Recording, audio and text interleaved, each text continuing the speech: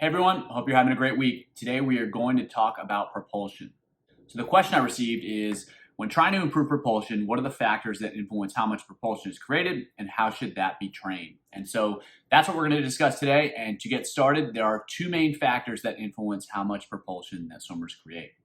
The first is their ability to create force. So how much force can they create kind of in any situation? And then how skillfully can they apply that force in swimming at speed? And so those are the two things, the raw force that they can produce, and then how effectively they can apply that force while swimming, and more specifically, while swimming fast. So we'll take a little bit deeper look into both of those areas, and then we'll talk a little bit about some of the solutions that you can use to help improve those areas. So the first part is how much force can they create? And so in order to do that, they need to have some muscle mass. They need to have some basic strength. Someone who's extremely tall and extremely skinny is going to be limited in the amount of propulsion they can create because they simply don't have the physical structure, the physical size, the physical strength to create a lot of force. So even if they can apply forces really well, they have really good skills, they simply can't create enough force. It doesn't matter how well they apply it, there's just not enough of it. So the best way to address this issue is on land. So that could be dry land training, that could be strength training, that could be anything you do that works to increase strength on land. That's the base we're trying to build in terms of how much propulsion swimmers can create. So any sort of dry land approach is going to require patience because it takes time to build strength and to build muscle. And when you're doing that, you always want to make sure that you're using age-appropriate tools. And so really heavy powerlifting, probably not appropriate for 10-year-olds. Just doing crunches, probably not appropriate for 22-year-olds.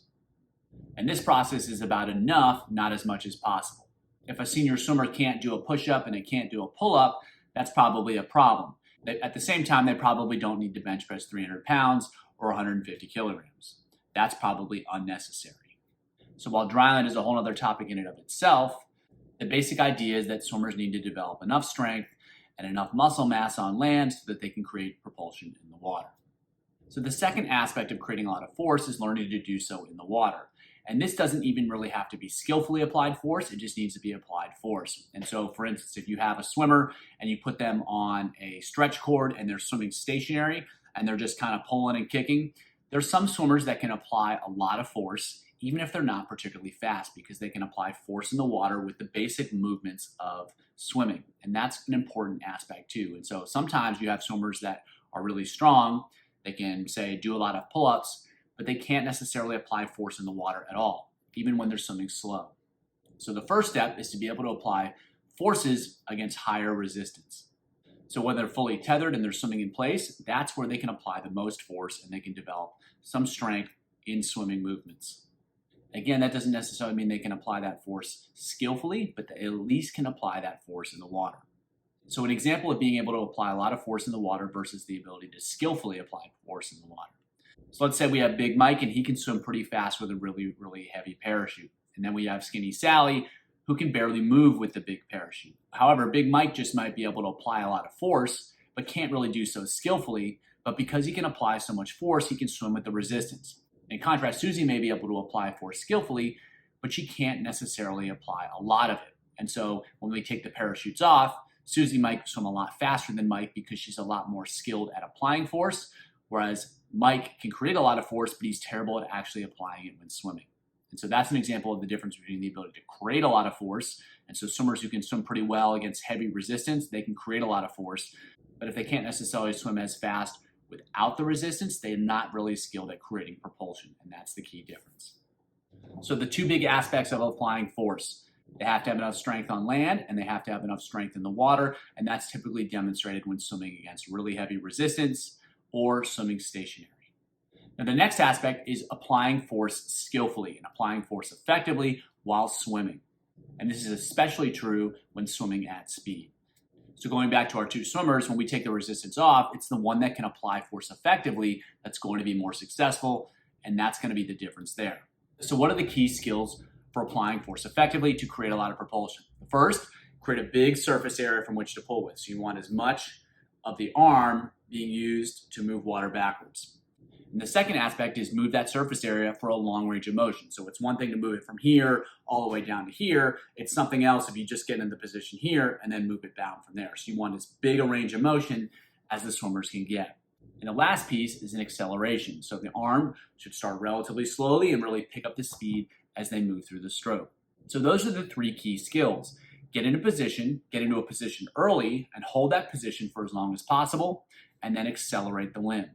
If swimmers can do that, they're going to create a lot of propulsion, and they're going to create as much propulsion as their strength allows. And so that's where the strength piece comes back in.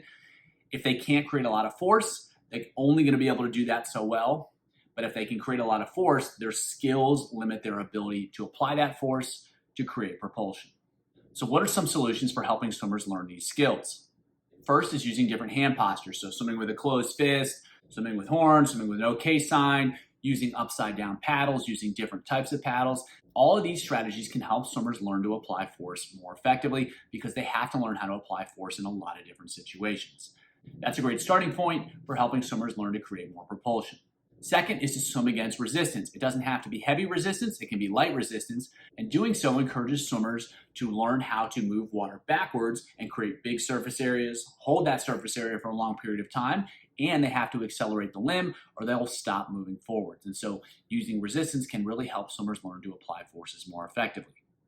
Another option is to use stroke counts because, again, you're putting a number on things, and that's going to force swimmers to change how they swim, and it's going to force them to stay longer. And one of the ways that they can stay longer is by creating more propulsion with each stroke. So they're going to have to change their skills. And if you're using that strategy with different hand positions or resistance, it's going to be even more effective.